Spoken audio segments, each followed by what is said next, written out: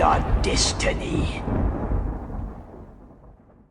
The idea that the Sith in Star Wars could be considered good is a controversial perspective, as they are traditionally portrayed as antagonists driven by selfishness, power, and the dark side of the Force. Exploring this concept involves looking at their philosophy, motivations, and actions from a different point of view. By examining their role in the broader narrative, the Sith value individual freedom and strength. Taking a look at the Sith Code, it emphasizes passion, strength, power, and freedom.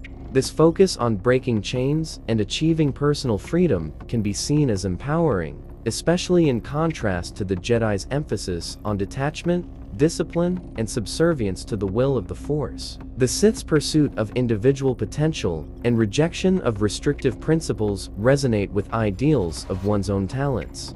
In a galaxy where the Jedi and the Republic often enforce rigid structures, the Sith's rebellion against control can appeal to those who value personal liberty. For example, characters like Darth Maul or Darth Vader initially turned to the Sith to escape oppression or powerlessness, like Maul's harsh upbringing and Anakin's fear of loss. The Jedi Order, particularly in the prequel era, follow a strict adherence to tradition that blinds them to corruption, such as the Senate's ties to the Trade Federation. The Sith, by contrast, actively challenge the status quo. Figures like Darth Sidious exploit the Republic's weaknesses, exposing its flaws and forcing the galaxy to confront systemic issues. By destabilizing a corrupt system, the Sith inadvertently pave the way for reform.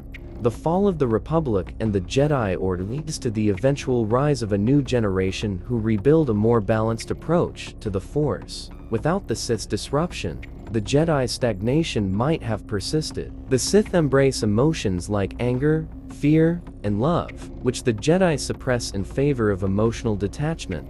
Characters like Anakin Skywalker turn to the dark side out of genuine love for Padme and fear of losing her, emotions that are relatable and human. The Jedi's rejection of attachment can seem cold and unnatural, alienating those who see emotions as integral to life. The Sith's acceptance of passion can be viewed as a more authentic way of living, allowing individuals to fully experience and channel their feelings. This resonates with audiences who see the Jedi's stoicism as impractical or even repressive. The Sith, as practitioners of the dark side, are a natural part of this balance. By existing as a counterpoint to the Jedi, the Sith ensure that the Force remains dynamic rather than dominated by one extreme. Their actions, while destructive, force the Jedi to confront their own flaws and adapt. Many Sith are driven by personal trauma or noble intentions twisted by the dark side. Anakin Skywalker becomes Darth Vader to save his loved ones,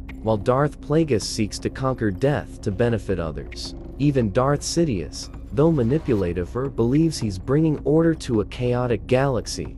These motivations humanize the Sith, suggesting their actions stem from relatable desires rather than pure evil. From their perspective, the ends justify the means. The Sith can be seen as good from certain perspectives. Their emphasis on personal freedom, their role in challenging a flawed system, their emotional authenticity, their place in the Force's balance, and the sympathetic motivations of individual Sith.